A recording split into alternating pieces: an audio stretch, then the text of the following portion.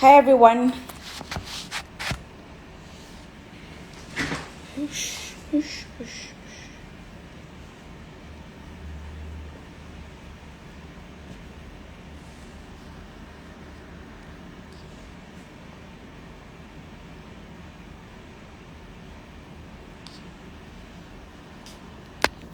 Hi Imandre, thank you for joining.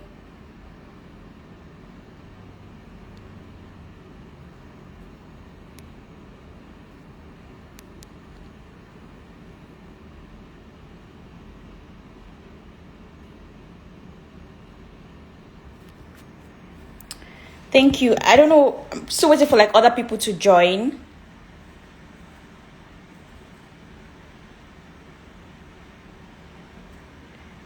So can you tell me what you're looking forward to getting out of this today?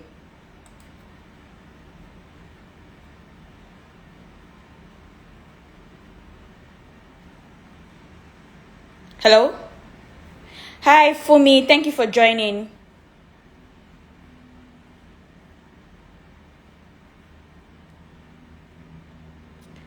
I'm still waiting for other people to join.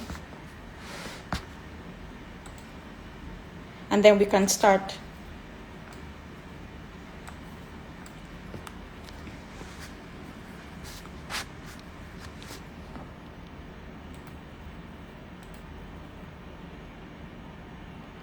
Yeah, just two people. Let's still wait. Hi Toya C. And Sakuns. And that's my Augusto Paddy. Thank you for joining. Let me know what city you are joining us from.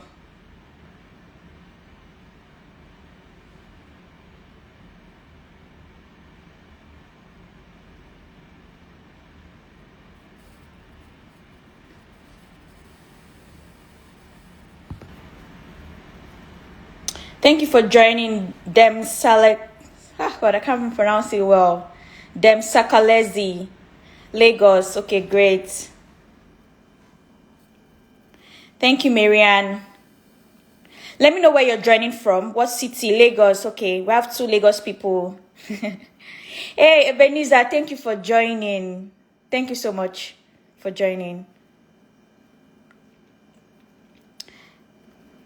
So we have like 7 people now. So let's just wait. If we have like 10, I will just go ahead and start. Lagos. So we have so many Lagos people. Great. I miss Lagos, Sha. All right. So this is the first time I'm hosting a live session myself. So just hope this goes well.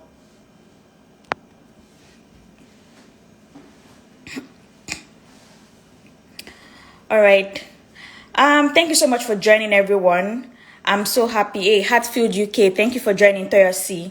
Thank you so much, everyone, for joining the live chat today.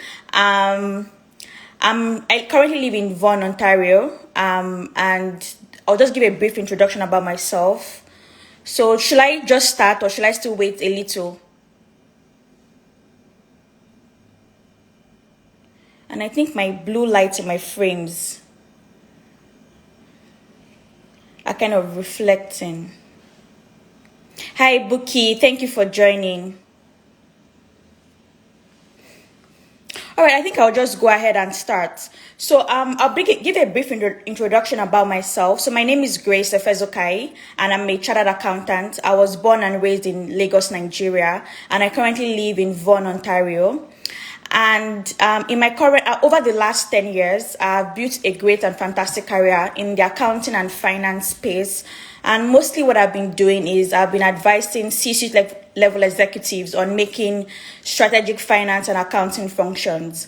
And in my current role, I currently work for BMO Capital Markets, where my role on one of the teams in capital markets is the regulatory transformation team. And what I do is I manage all the financials for all regulatory projects across North America and Europe. So more of the accounts people do the money movements. I kind of oversee and see if we're right on time, or maybe like you're making payment on time, or you are making sure that everything is within budget, if we need more fundings and all of that. And then I deal with like legal guys and project managers for all the different projects across the world. And so it's a really great role, and I'm really, really happy about it. And the reason why I'm actually doing this is, by this time last year, if you had come to meet me to talk about resume, I always felt like resume had to be very serious-minded kind of thing.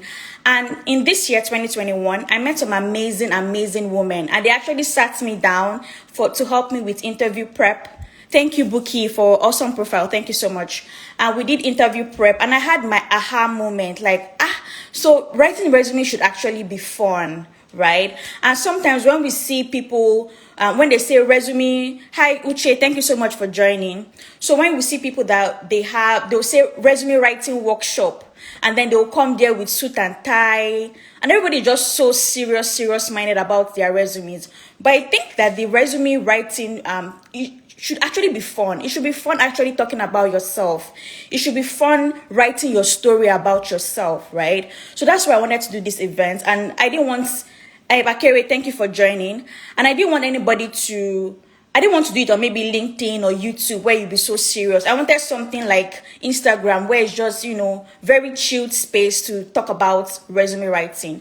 And if I was going to do like a physical location, I'll maybe name the event, maybe sip and wine kind of thing, that everybody should come with their jean shorts and a white shirt or something. Because I feel like this whole wearing suit and tie to talk about resumes, it just makes the whole process really too serious.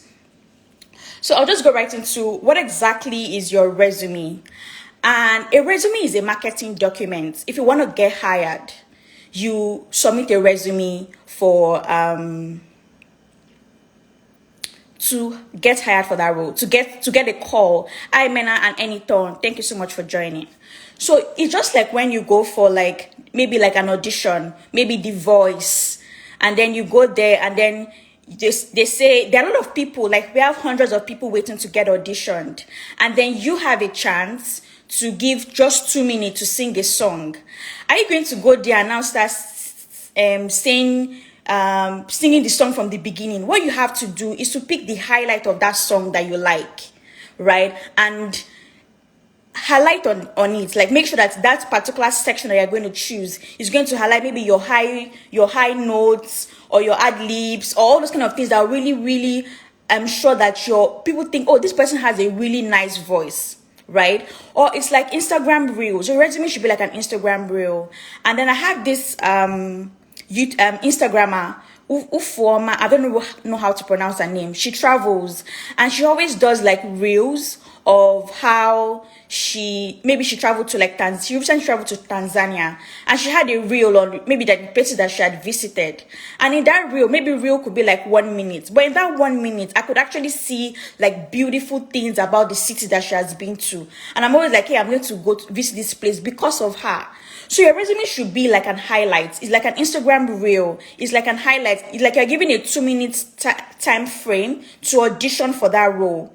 So what I've seen in a lot of people, and I've actually worked with after the event, after meeting those women, right, actually helping my friends and my family, hey, who wants to do resume, review resumes or write or prep for an interview.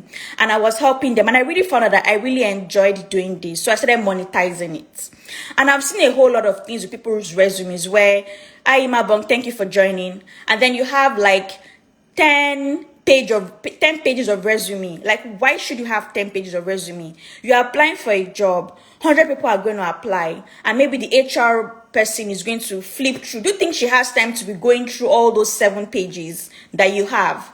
You only need the highlights. That's saying that your reel. What's your career reel? Your resume is like your career reel, like your Instagram reel, like your career reel. Highlight the major thing. People just say a whole lot of stories. And another thing I want to bring out is the fact that you need to understand that you are the value.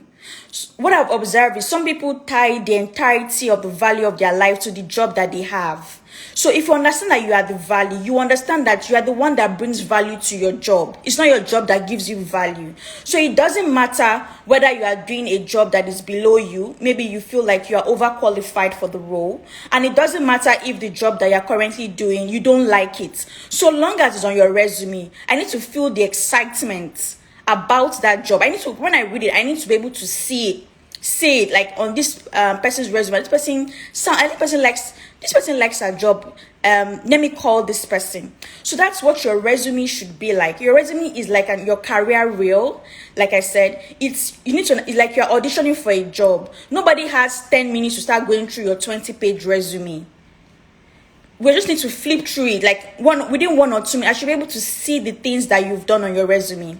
So the next section I'm going to be talking about is, if you have any question, please drop in the comment section and I will address it. So before we go into like the core of your resume, I want you to take out, if you have like your pen and paper or you have your resume printed out in front of you, I'd like you to bring it out. And as I'm highlighting all these things, please start taking them out of your resume. First, your name. So your name is Ade and your last name is Alexandra. So just put Ade Alexandra. What I've seen people do is that they will put Ade, Philip, Thomas, Alexandra. It's not an immigration document. Just put your first name and your last name, and that's just fine. You don't need your personal data. I know in different cultures, like I know in Nigeria now, people put like personal data. You put your date of birth. You're going to put your marital status, single or married, local government, state of origin. Is it really needed? No. And especially when you are trying to like apply for jobs abroad, or you move from a place like Nigeria abroad to Canada, for example, putting your age on your resume is like discrimination. Like an employer can't even ask you for your age. So those personal details, you don't need them on your resume. Actually, when you're applying for like global opportunities, you don't need your personal data. I don't need to know whether you're married or not. The only concern I have as an employer is, can this person do the job? That's it. I also see reference.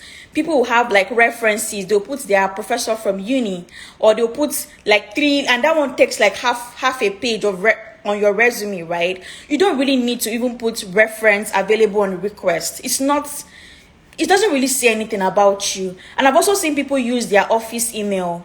You shouldn't use your office email on a resume. You should use your personal email. It's like if you work for a place like, let's say you work for PwC Nigeria, and on your resume, I'm seeing that you're putting your PwC email. It doesn't speak well of you. It speaks to me like, this person, if you bring this person here, the person will be using office resources for personal things. It doesn't just speak well of you. Use your Gmail, your Yahoo, or iCloud email. Another thing I want to highlight too is unnecessary use of vague words. So this one is very, very common. I've seen this one a whole lot. Like on their resume, on the career summary, you see I'm precision driven, I'm highly motivated, I'm result driven, I'm a goal-getter, I'm a what's the other one again? Problem solver, I'm a critical thinker, attention to details. Do you really need all of that? It's vague, and it doesn't really convey the value of what you are bringing to the job. So if you have to put some people won't put a section, they'll say skills, interpersonal skills, communication skills, which other one again? Action, there's one I used to see, something action. So you don't need all those vague words. I would prefer that you tell me what you did rather than showing. Is it show, don't tell? There's this saying, is it show, don't tell? I'm not really sure now. So rather than saying that you're a goal-getter, goals can mean anything. You could be scoring goals like Ronaldo, and you'll be scoring goals in a whole different ways. So you need to tell me, how did you meet your company's goals? So those are the things that we really, really want to see on your resume. Your resume is, like I said, it's your career reels, and you're trying to show the value of the work that you can do and the value of the work that you're bringing to the table. And another thing is, you use too many bullet points. So you've been working since the year 2000. You have 20 years of experience, and you want to put the whole 20 years of it. And in that space of 20 years, you've worked maybe 7 companies, and you want to put all those 7 companies on your resume. And you now, in fact, some people's resume, in fact, if you even print it out, it's like already like textbook form already. Does that really show value of what you do? Like, nobody has that time to be going through 7. From your first page, I should be able to see your resume should be screaming value, value, value. So you don't need too many bullet points. I always recommend that you have like 3 to 5 bullet points. Avoid personal pronouns. Don't use I did this, I did this. You don't need all of that. Or you now start writing your resume as if you are writing your bio. Oh, so Grace is a chartered accountant. Do you need all of that? Just start with chartered accountant, blah, blah, blah. So you need to avoid all of that. And then some people put also unnecessary trainings and certifications. So you've been in a company, and then some companies do like trainings for you. For example, they want to do training on maybe your CEO's friend has a company, and then the friend will now do, maybe she just started one mushroom company somewhere, and she will now come and meet her friend. Hey, see, I can come and do etiquettes for your staff, or maybe like how to use fork and knife, how to go for like English dinners kind of thing. And then you now put that one too on your resume. Is it really relevant to you? Is it really relevant to the roles that you're applying? So you see, trainings and certification. You went from Lagos, you traveled to Accra for a training, and then you go and put all maybe 3 trainings. You put it on your resume. Bookie, yes, I'm talking to you directly. So some all these trainings, or maybe you go for a training, they say interpersonal skills, business writing. You now go and put like 20 of those trainings there. So if you have gone for a business writing course or business writing training, I should be able to see it in your bullet point that you can now write. You've written quality report or something like that. So you need to avoid the use of unnecessary trainings and certifications. And I've seen people put employer address on their resume. Like, why? Why? You are in Nigeria now. The world is going global. Like, there are a lot of lot of remote jobs now, so you can be in anywhere in the world, and your employer is in Cayman Island, and they're paying you some big short USD, and then you want to apply to those roles, and then you're putting your employer address. Just put, if you're putting in KYC Limited, put your KYC Limited, Lagos, Nigeria. It's fine. By the time you now start putting KYC Limited, Lagos, Nigeria, number 15, Mafoluku Road, Bishop Bus Stop, Obanikoro, Lagos, Nigeria. Like, does that really say anything about what you've done? Like, it doesn't really say, it doesn't add value to your resume. It's just taking up space. And another thing I want to say is leadership positions. Some people, you've left school 2000. I left secondary school 2006, right? I'll now still, and in 2021, 15 years after, I'll still be putting I was the head girl, I was the labor prefect, I was the best in maths, I was the best in further maths. Is that really needed? Like, at this point, is it relevant to the kind of roles that I'm applying to? And again, another thing is your school, your education. If you have a bachelor's degree, there's really no need for you to start putting your, what they call it now, your secondary school. Some people still put, I went to Queen's College. They even still put WAEC, 5 A's and 3 C's. At this stage of your career, you've gone ahead to have a bachelor's degree. Every other thing doesn't matter. But if it's only high school education, you have fine, you can just put your high school. But if you have bachelor's, take out primary. People put primary school, nursery and primary school. Adebisi Nursery and Primary School, Lagos. Adebisi Nursery and Primary School, Akure. Stop it. Just taking unnecessary space. Like I said, your resume is like a career reel. Your resume is a career reel of everything that you've done. So like, I'll go back to Ufoma now. On her Instagram page, she went to Tanzania, and then she has this Instagram reel. And then if you see the reels, you see like she'll just show you some really nice places, and then you know how they put the captions on the reels, and you really, really want to go there. What if she now starts showing you, oh, I woke up in the morning of when I was supposed to go to the airport, I woke up in the morning, I wanted to eat bread, but I decided not to eat bread, I decided to take yogurt instead, and then when I got to the airport, you now start showing you plenty serene. You don't need all of that. That's why some people have 7-page resume. And if you look at their resume, some people will even have career summary. Their career summary is already half-page. So your resume is already 3 pages. Your career summary is half-page. Like, is that really necessary? So what is the career rule of your life? What are the highlights of the things that you've done? And if you don't, like I said, like I don't know if you know Karika on Instagram, she talks about networking a lot. And she's always saying, you are the value, you are the value, you are the value. You need to understand that you are the value, right? That you are the value is a constant. It's not dependent on the kind of job that you have. Whether you are the CEO or you are like even the person that is packing the CEO's plates, your value, right? And that needs to reflect in the way you interpret the things that you write on your resume. You need to be, even if you don't like your job or your job is paying you peanuts, you need to be happy about it. So for example, if you recently migrated as an African immigrant, you moved from maybe Lagos to Canada, and then you've not really gotten a job in your field. Let's say you now got a job as let me look for one role, maybe a front desk officer in some random building downtown Toronto. And you don't like it because, back in your home country, you're a big boss. So at that point, they want to see that this person has Canadian experience. So what you need to do is that even if you put your front desk officer, right, on your resume just to show your Canadian experience, when we're going to talk about interviews next week, Saturday, same time, you need to be excited about what you've done. Like if I say I'm a front desk officer, the way I will explain that job to you, I'll be so excited to tell you that, see, hey, in my previous, before I moved to Canada, I previously worked for KPMG Nigeria. I previously worked for this. I previously worked for that.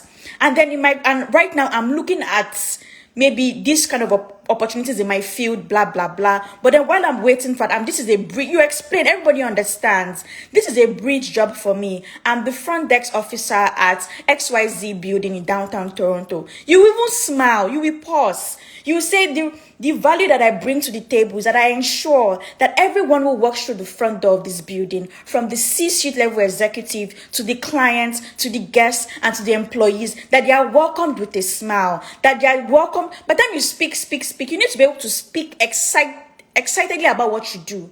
Whether you like your job, you don't like your job. They are paying you peanuts, they are paying you millions. It doesn't really matter. You like your boss, you don't like your boss. You need to be excited about your job. You need to understand that you are the value. That yes, I may not like where I am right now, but I'm going somewhere. So be happy carry yourself with dignity, and let your resume to carry dignity, right? Let your resume be a real.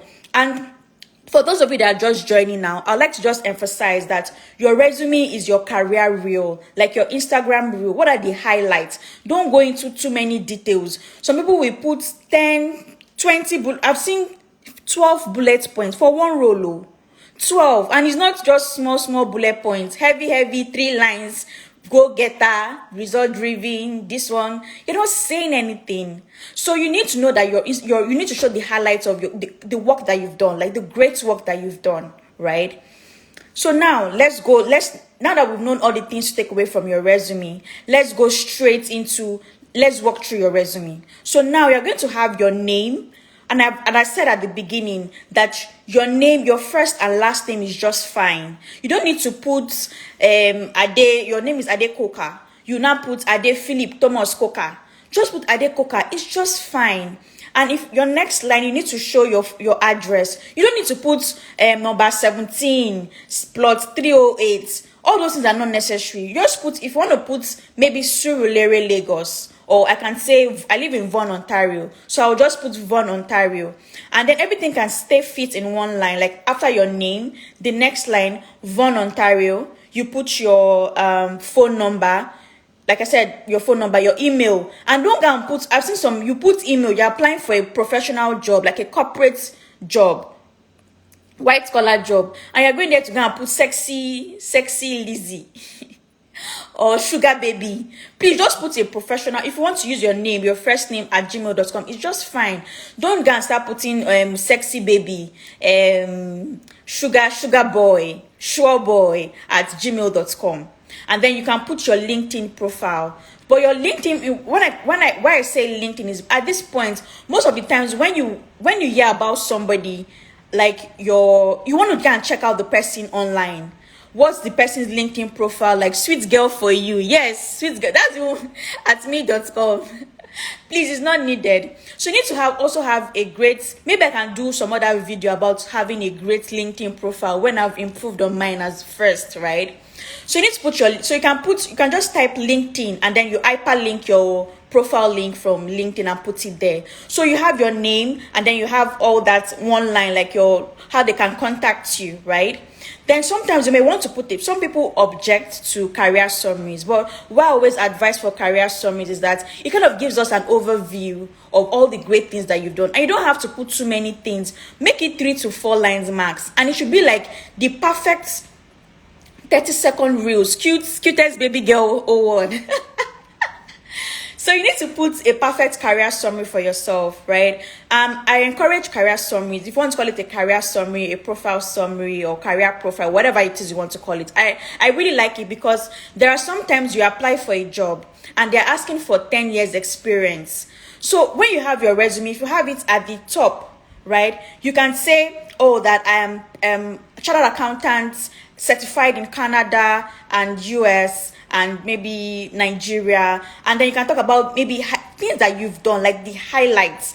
Just put it there in those 3 to 4 lines. Don't go and start putting go getter, I'm a go getter, and result driven. I hate seeing it on a resume. So I always encourage that, because if you put chartered accountants with over 10 years experience across in US and Canada and Nigeria, advising clients that's across multiple industries, blah blah blah, I already know you have 10 years experience, so that I don't have to scroll down to your resume to see maybe, oh, when was the first year that she started working. Another thing I would like to say is that if you have 20 years experience, 10 years experience, you should get to a point you are growing in your career.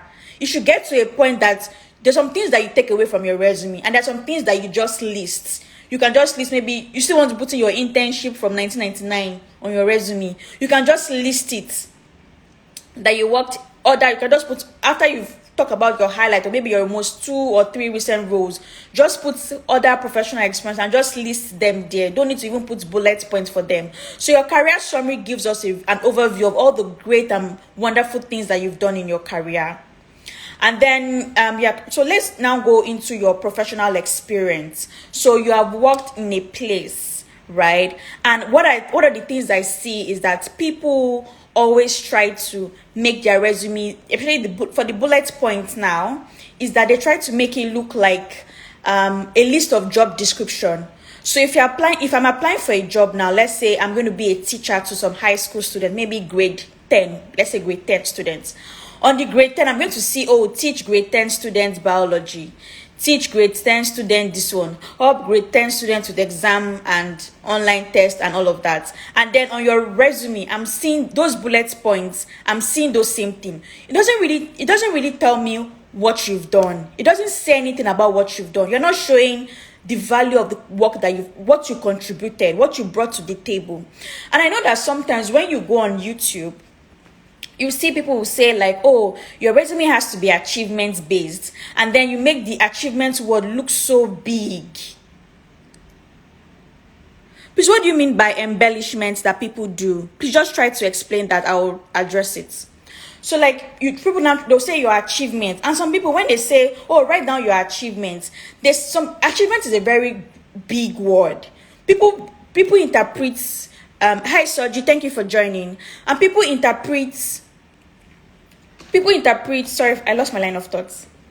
So people interpret achievements differently. Okay, you mean line? I'm going to address that. So people make achievement look so grand. They say, what have you achieved? Then you now start feeling like, oh, because I'm not Elon Musk or I'm not Bill Gates, I've not achieved anything. Simplify this whole resume writing process. Like I've said about the teacher, I'm a teacher and I'm applying for a teacher role, grade 10, right? When they say achievement, it's more of what impact did you make? What value did you add on that particular role? What were your contributions? So now you talk about live beyond horizon. Talk about lying. People now start lying on their resumes. I've seen a resume that somebody sent to me, and I knew that this thing, it's a lie. They will now put increase sales by 300%, and then reduce cost by 50%. Instead one bullet point. I'm like, oh, this percentage just looks so grandiose. Like you're not saying anything. It feels padded to me. And then how I even knew it was padded was person was even putting bullet points in the percentages. So I increased sales in the region by 75.3%, 75.3K. How now? Like, so I'm just saying that you don't need to lie. When people say achievement, you don't need to start looking for something grand. You have to talk about your impact. So I'm going to break down the impact for you right now. So I'm a teacher I teach grade 10 students now. For example, in my bullet points, don't say I taught SS3 students or grade 10 students biology. Second point, marked biology exam. Third point, arrange the students and prepare them for a professional exam. You've not said anything. It's what is expected of you. So on your resume, if you could actually say that, oh, I taught 2 sets of students, or maybe I taught 40 students biology. You've already quantified the number of students that you've taught. You talk about the impact of what you've done. Like, oh, you taught them biology and maybe they actually really enjoyed biology, and because you were so good at your job, people now, you increase participation rate. So maybe about in the history of the school, there were 30 people that always do biology. Now, because of your skills, they now have 50 people doing biology. Another thing you could talk about is maybe you now said, my son are not doing so well in biology. What's the cause? Maybe you now go online and you go and check what are other biology teachers doing across the world. So you can talk about how, oh, you developed alternative curriculum for biology students to increase to increase interest, which increase participation rate from XYZ to XYZ. So you need to be able to quantify the things that you've done and qualify it as well. So you're an auditor, you work in KPMG, you work in PwC, and on your resume I'm seeing bullet points, audit companies. Second point, prepare bank statements reconciliation. Third point, review account payable and receivables. You've not said anything. I already know that because that is your role as an auditor. That is what you are doing. So if we say that, oh, maybe you're an audit team leader, you are a senior auditor now, and you're leading audit teams already. You can talk about how you've led teams. You've led maybe 7 audit or a team of 20. Calculate the number of people that you've actually led. I've led a team of 20 to audit 7, maybe like you're in maybe financial services, to audit 7 banks in Nigeria. And you can give us an asset base. Like what's the assets? You don't have to be very descriptive about the kind of client that you've worked with. Just give us an understanding of the value that you've done. Right? So you can see that you led a team of 20 to audit 7 clients across the financial service sector, which range from insurance and this, with an asset base of 10 million to 50 million or whatever it is. And another thing I would like to emphasize here is that if you're in Nigeria trying to apply for a remote job abroad, try and make your resume relatable. So if you're putting Naira and you're applying for a job in US, the job in the US, they think USD, and you're putting Nigerian Naira. You can still put your Nigerian Naira there, but in brackets, put USD. So you're a sales manager. You lead sales team across Lagos, Akure, and let's say Ibadan. Don't go and put Lagos, Akure, and Ibadan. Nobody knows, outside of Nigeria, nobody knows Lagos, Akure, Ibadan. So you can just put, you led a team of 10, or you led maybe a team of 10, blah, blah, blah, across 3 Western states, rather than putting Lagos, Akure, and Ondo. Another thing that you can put is, you can also explain what your company does. So like I can see somebody's resume here now, and she says she works at Globacom. Because I'm Nigerian, I know that this person works at Globacom. Or I know Globacom is a telecom company. But outside of that place, I don't know what Globacom does. So you can put it there that, oh, a leading, put it there. And like, the last company I worked with when I was in Nigeria was Augusto & Co. We were like the leading credit rating agency in Nigeria. So I'll put it there, like, and we had offices in, I think, Kenya and I can't remember the other place. So what I put there was like, a leading credit rating agency and research house with offices in, I just put in sub-Saharan Africa to give people an idea of, this is what Augusto & Co does. Because sometimes you're not going to, most if not all the times, you're not going to be there when somebody's looking at your resume. So like I said, your resume, it's your career reel. Like, give us an highlight of everything that you've done. So I've walked through your professional experience, and always start with an active verb. Don't say assisted. You are not assisting anything. Start your verbs with coordinated, investigated, collaborated with a team of 5 to do one thing, right? So many things that you can think of. And now, if you want to write your professional experience, like I said, your professional experience is your career reel. What do you love most about your job? Sit down and think. Think about a time that you were recognized by management for something. Maybe there was this particular client you were trying to win, and you were the one that went there, you did a presentation, and then you got it. Talk about it on your resume. Like I said, it's your reel. right? It's your career reel. What was the impact that you made on the team? Your contributions. Like I said before, like even if on the job they didn't even give you anything to do, you only just to sit down on a chair morning to night, you've contributed to that office somehow. So always try to like think about it in impact. How have I impacted this company? There is a reason why this company is paying me. And if you are an immigrant and you've moved to a new country and you've not gotten the kind of job that you want and you're working in a call center, don't focus on the fact that, oh, I'm doing a minimum wage job call center. Talk about the value that you're bringing. If you are working, for example, a credit card company and you're working in you're working for a credit card company, and what you do is maybe you call them to say, people will call you, oh, increase, what they call it now, increase, what they call it now, I can't remember, increase my credit limits. And then maybe you have to do fraud check, you have to do fraud check, you have to check their credit history, and all of credit history and all of that. Yes, like let me even be clear now. So when I moved to Canada too, I also did bridge jobs because I couldn't get what I wanted, right? But I know that I'm worth more than this particular job that I'm doing. But when I put it on my resume, and when I went for interviews, I will talk excitedly about it. Like, yes, see, I've done great work. I'm a chartered accountant from my home country. I've worked for KPMG. I have my master's in this. And I'll tell you, oh, in my current role right now, this is what I bring to the table. And what I'm currently looking for is XYZ. And if you see on my resume, I'm not going to come and start saying, oh, it's a call center. I'll not start bringing that negative vibe into my resume. I will like the fact that in a week, I work with 100 people's accounts. I review their credit cards. I do this. You talk about the impact, like put numbers there, right? So don't always think, oh, because you don't like your job, blah, blah, blah. All those ones don't really matter. All that matters is that you are the value. You are the one that is a value, not your job. It's not your job that gives you value. You are the value, is a constant. It's independent of whether you like your job or not, whether you are where you are supposed to be or not. You are the value. It's a constant. Understand that. And your resume, when you're writing your resume, when you start reflecting, you see that your resume is going to appear better. So talk about a time that you solved a major problem. Even those difficult projects that you were working on, right? And you were like, you're just tired of this project, you want to be done, but you solved it.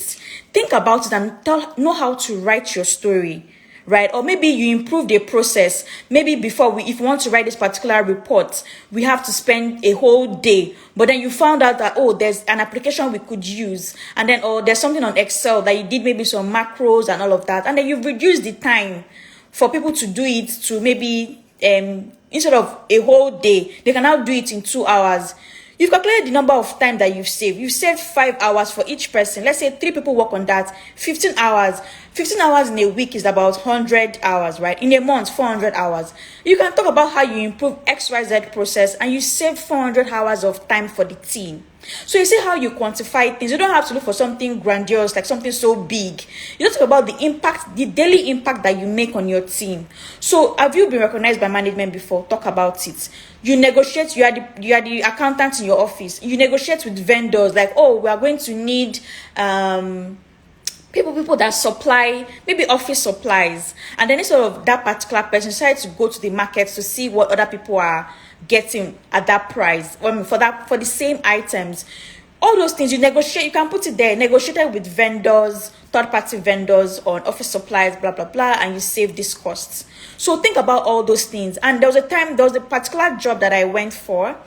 When I joined, everybody was really busy. Nobody had my time.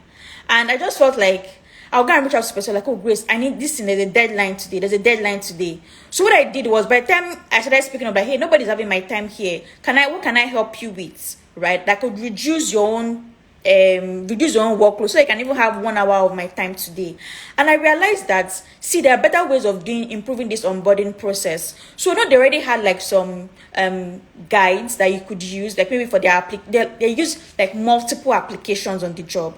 So what I did was that I took extra time and I brought out all those procedural manuals. I started putting in pictures, like step-by-step process, how to do this and and people really appreciated it, because every other person that came after me, it was like, hey, come, I will show you, this is what we do here, blah, blah, blah. But then if you need more information, go to the guides. And people were always going to the guides. So our team was known as the guide team. And on my resume, you will see there that I developed procedural manuals that improved the onboarding process for 10 new hires in a space of 3 months. So talk about all those things. Sit down and think, right? You added value to there was a reason why you were not fired. There's a reason why they are still paying you that particular money, even though you don't like the amount. But there's a reason why they are paying you. It's the value that you bring. And that value has to be reflected on your resume. So for other resources, you can check like top MBA programs across the world. Like maybe go to Harvard or maybe Yale. You see that on that they usually have a career page, so you can get all those information that you need as well from there. And yes, and the next section I'm going to talk about is finishing touches. So now human beings could be very finicky about funny things. So I'm going to use the voice again. So you're going for the voice, and then you're like, oh, what are you going to sing? I'm going to sing Nina Simone, I Put a Spell on You. Like, oh, I like that song. Sing the song. Then you now carry your mic. Maybe your friend offered you food, and then there's oil stain. As you are singing, I put a spell on you, you are really singing, really nice voice. One of the judges is just distracted by the fact that you have oil stain on your shirt. And even at work too, I've noticed that people when I'm sending a report and I need approval from one person, somebody, like I have one of these bosses at work that when it comes to, you can send her a report. She can just tell you that, see, the report is good, but you see that formatting on page 2, just fix it. And at those times, she sent like a text to someone, like, hey, send it to your team. And then the person that sent it, like, the banners were just off-putting. And then, do you know that for some reason, she was just telling me, she called me the next day, and guess what? She was like, see, Grace, did you see that email? That she couldn't sleep last night, that the formatting was so bad. I was like, okay, I saw it, but I think people that receive the email will see the text. But she's like, the formatting is so bad. So I'm saying that you don't know who is going to read your resume. You've done all this great work, you've taken out all the weeds, you've shown the value that you've brought onto the role on your resume, but then it's now be maybe formatting issues that will now put somebody off. Or maybe typos, right? So I'm going to talk about those things. It's like, let me use another illustration. So there was one time I went for a church program. So it was really good. And then there was this guy that was singing. Like, if you see this guy could sing. He had all the theatrics. He wore this bomber jacket. Really looking, it's going to put that when you look at them, you'll be like, God took his time to create this one. Like these are the kind of people that God created on the 8th day after he had rested on the 7th. And then you're like, oh, nice guy. This guy must see him. After this program, I didn't even say hello, that nice voice or one thing. And then after the program, I just saw the guy outside. It was a break. So they gave us small chops. So if you're not from Nigeria here, you know that small chops is like finger foods. And if you go for an event, it's something that is always shared, like maybe puff, samosas, grilled chicken, grilled snail, that kind of thing. And I was like, I now saw this guy, like, I don't know if it was a samosa or maybe it was the meat pie. All his mouth, like this round, was filled with flour, like all the meat pie, everything. And then he was now dusting his hand on his cloth.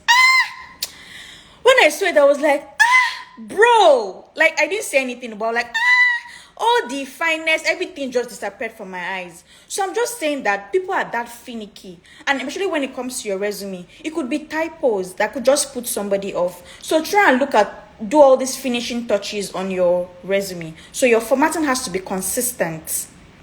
There has to be consistency in your font size.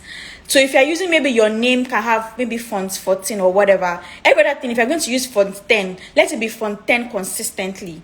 Don't go and use in your name and your LinkedIn and everything. It will be Times New Roman, your bullet points, Calibri, your other parts, Comic Sans. You don't need all of that. Make sure that there's consistency in your font type. And then your font size as well. I know that for the name part and your subheadings, they may need to have a larger font size than the rest. You need to be very consistent in that as well. And then your bullet points. If you're using that cycle bullet points, be consistent with the cycle bullet points. You can't use cycle bullet points in one side, and then another part you put the square bullet points. Another part you will use star. So you need to be consistent with your bullet points. Check for grammatical errors. Ask somebody that is not you or even not your friend. Ask them to help you review your resume line by line to check for grammatical errors, because some people they'll just see that grammatical errors and they don't even care about reading your resume anymore. Because they feel like, for a 1 or 2 page resume, this person you don't even pay attention to details. So you need to check for grammatical errors. And then make your resume easy on the eyes. Sometimes I know some people always say, I want my resume to be 1 page, but then everything is so short. Yeah, sure, the video is going to be saved at Adeboye. So you now see that as if all the words on the resume are choking for breath, like as if there's no even, you still say you worked at ABC Limited, and then you want to now introduce your XYZ Limited. You won't even leave like a white space. So you need to leave a line. Let it be easy on the eyes. Let it be easy to read, right? And then make your resume easy on the eyes. Leave white spaces and make your resume easy to read. I know that sometimes you really want to show that you have all the technical skills in the world. I'm not going to mention a particular profession, because I remember I saw somebody's resume and I had to ask him, so line by line, what do you mean by this? What do you mean by this? So just fill the technical jargons. Fine, it's good to show that you have the technical skills, but also good that your resume should be relatable, or at least create that balance. Because the first person, if you're a software developer, the first person that will read your resume for that first call is not going to be a software developer. It's going to be a HR person, right? So she doesn't know all your DevOps, all your big slangs that you guys use on your resume, right? So still make sure that your resume can be easy to read. And also, if you're applying for remote opportunities, understand the country where you're applying to. If you're applying for a job in the US, for example, know that you're not expected to know that. It's not as if, like us now that in Nigeria, we know that, oh, there's Houston, Texas, there's Baltimore, Maryland, but nobody really knows that there's Akure somewhere. So you need to, if you are putting you were the sales team, you covered sales across Lagos, Abuja, nobody knows all those places. Maybe Lagos, people know Lagos. Maybe Lagos, Gombe, Jigawa. Why not just put that you led teams across maybe the northern region or the northeast region of Nigeria, something like that, right? So make your resume easy to read. Make your resume easy to follow. Don't use big grammar. Like I remember one time I sent somebody in finance. I was like, hey, can I get the cost breakdown of this? And then she replied me that, oh, I'm going to bifurcate it for you. I said, bifurcate. I had to go and Google bifurcate. And bifurcate means the same thing, breakdown. Like, why did you just say you provide? What was all this big grammar for? So don't go and use too much big English on your resume. So that people, by the time I'm reading your resume, first two lines, they don't even know what you're talking about. Nobody has that time. Like I said, it's reels. It's like you are going for an audition. You are going there to sing. They've given you the mic. They say, sing a song. I'm going to sing, let's say, Tennessee Whiskey by Chris Stapleton. You go to the part that maybe is that part of your sweet as Tennessee Whiskey, your smooth as strawberry wine. If it's that part, make sure that part is going to highlight your voice. You don't have to go and start singing from the beginning. Or if they say, what are you going to sing for us today? I'm going to sing, I'm going to dance with somebody. Then you now want to be doing, you have 2 minutes, but you want to start dancing in the, maybe like, you have to go right into the point, like go straight. Nobody has time to waste. Like our attention span is so low. Actually, when we're looking at that's why I like Instagram reels, because it's like you can see how to cook jollof rice in 1 minute. It's already done, right? So that's how your resume should be. You don't need to give us details of how you went to the market to go and buy a bag of rice, how you now bought the fish from the market, from the sea market, how you bought this. It's your highlight of your career reel, and you need to understand that you are the value, right? Show that value on your resume. It doesn't matter your job, CEO job or the one that you don't like. Show value that there was a reason why this company hired me, right? So if you have any questions, what do you mean by booking? What do you mean by she was preparing for GRE? Oh, okay, yeah. Okay, I get it now. Maybe, but I just felt like we had been talking before. I just felt like that bifurcate, I had to go and Google bifurcate.